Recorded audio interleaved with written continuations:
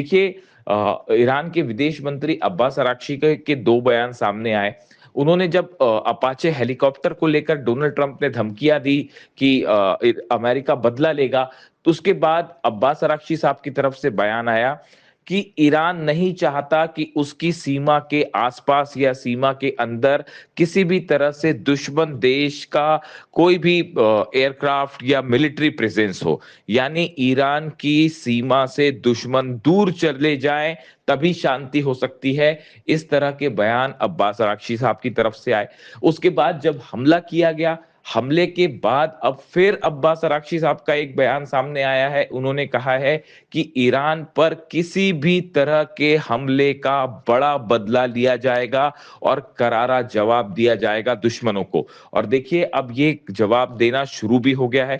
Iran की तरफ से साफ कर दिया गया है। ईरान की सेना की तरफ से, आरजीसी की तरफ से बात साफ कर दी गई है कि अगर किसी भी तरह के हमले होते हैं ईरान के ऊपर, तो बिना वक्त गवाए उसका जवाब दिया जाएगा। इतना ही नहीं, जिस तरह से ईरान ने इजराइल को निशाना बनाया लेबनान के हमलों को लेकर, उससे ये बात साबित हो गई है कि अब ईरान की सेना एक बेहद एग्रेसिव मोड पे है और किसी भी तरह के हमले का करारा जवाब दिया जाएगा। अब ये माना जा रहा है कि ये हमले जो हुए हैं अमेरिका की तरफ से, ये एक नई जंग की शुरुआत करेंगे और ईरान की तरफ से करारा और मुंह तोड़ जवाब दिया जाएगा अमेरिका को और डोनाल्ड ट्रंप को। देखिए बार बार ईरान की तरफ से ये बात कही जा रही है कि अमेरिका से यूरेनियम के मुद्दे पर कोई बात नहीं हो रही है, अमेरिका से न्यूक्लियर मुद्दे पर, परमाणु प्रोग्राम को लेकर कोई बात नहीं हो रही है। लेकिन बावजूद इसके डोनाल्ड ट्रंप की तरफ से बार बार दावे हो रहे हैं कि कोई डील होने वाली है, डील होने वाली है, जबकि हकीकत यह है कि ईरान किसी तरह की कोई डील नहीं कर रहा। यानी डोनाल्ड ट्रंप लगातार बार बार झूठ बोल रहे हैं, यह कहना है ईरान का। और देखिए जिस बात को हम बार बार ये कह रहे थे कि बातचीत के बीच में धोखा हो सकता है और हमले हो सकते हैं, और फिर एक बार वही हुआ कि एक तरफ डोनाल्ड ट्रंप डील की बातें कर रहे थे, कल बयान आ रहा था कि 1 से 2 हफ्ते के अंदर डील हो जाएगी, बातचीत हो रही है, और इसी बीच एक बार फिर धोखे से हमले किए गए। यानी ईरान ईरान के साथ किसी भी तरह की बातचीत के बीच में ये हमला होना, ये एक बार फिर बताता है कि अमेरिका और डोनाल्ड ट्रंप की किसी भी बात पर विश्वास नहीं किया जा सकता, ये कहना है ईरान का।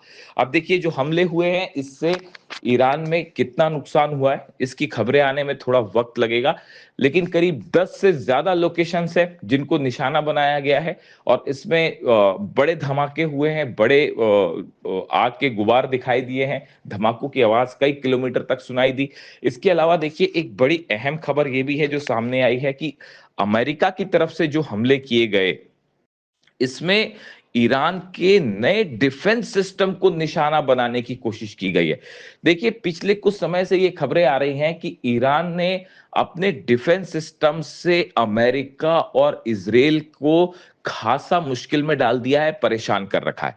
ईरान का जो नया मिसाइल डिफेंस सिस्टम है, उसने कई अमेरिकी जेट्स को निशाना बनाया है, कई अमेरिका के और इजराइल के जो ड्रोन्स हैं उनको निशाना बनाया है। अपाचे हेलीकॉप्टर पर तो शायद ड्रोन से हमला किया गया। यही वजह है कि ईरान के जो डिफेंस सिस्टम है उसको निशाना बनाने की कोशिश की है अमेरिका ने, और जिस जिन लोकेशंस पर डिफेंस सिस्टम लगे थे वहां पर स्ट्राइक की गई है, जिसके बाद जो है अ, अभी जो खबरें आ रही हैं उसके मुताबिक कई लोकेशंस पर जो है वो डिफेंस सिस्टम में धमाके हुए हैं, और ईरान की तरफ से जो है वो राहत और बचाव कार्य फिलहाल जारी है। लोगों को जो घायल हुए हैं उनको अस्पताल पहुंचाया जा रहा है। कई लोकेशंस पर जो है वो लोगों के मारे जाने की भी खबरें सामने आई हैं। अब इन हालात में सवाल ये है कि ईरान की तरफ से जो नए हमले हुए हैं अमेरिका के बेसिस पर, क्या ये हमले आगे भी जारी रहेंगे? इससे अमेरिका को और अमेरिका के बेसिस पर कितना नुकसान हुआ है, इसकी खबर आने में थोड़ा सा वक्त लगेगा। लेकिन अब सवाल एक बार फिर ये है कि क्या, देखिए अमेरिका की तरफ से ये बयान आया है कि ये हमले अब बंद कर दिए गए हैं, ऐसा अमेरिका का कहना है। लेकिन ईरान का कहना ये है कि जो भी हमले हुए हैं उनका करारा जवाब दिया जाएगा, जिसके बाद ये माना जा रहा है कि आने वाले चंद दिनों में ये जंग और आगे बढ़ सकती है और ये एक लिमिटेड स्ट्राइक नहीं रहेगी। देखिए, ईरान की तरफ से बात कह दी गई है कि जो इस तरह की घटनाएं हो रही हैं कि अमेरिका की तरफ से हमले किए जाते हैं और उसको लिमिटेड स्ट्राइक बता दिया जाता है, लेकिन अब ऐसा इस बात को स्वीकार नहीं किया जाएगा। किसी भी तरह से ईरान पर हमला होगा, उसको एक जंग की शुरुआत माना जाएगा और निर्णायक कार्रवाई की जाएगी। यानी ये बात तय है कि सऊदी के बेसिस खतरे पे हैं, यूएई के बेसिस खतरे पर हैं, बहरीन पर ऑलरेडी हमला हो चुका है, इसके अलावा कुवैत और जॉर्डन भी अब ईरान के निशाने पर है और जितनी जगह अमेरिका के बेसिस हैं, सबको इस समय अलर्ट कर दिया गया है। कई जगह सायरन बजने की भी खबरें सामने आ रही हैं। ये बताया जा रहा है कि कई अमेरिकी बेसिस जो हैं वहां पर डिफेंस सिस्टम को अलर्ट कर दिया गया है और ये माना जा रहा है कि अगले चंद घंटों के अंदर ईरान की तरफ से और बड़े हमले हो सकते हैं। थर्ड पैट्रियट सिस्टम को एक्टिवेट कर दिया गया है। इसी के साथ ही इजराइल में भी अलर्ट जारी कर दिया गया है और ऐसा माना जा रहा है कि इजराइल के ऊपर भी ईरान की तरफ से बड़ी कार्रवाई हो सकती है और हमले किए जा सकते हैं।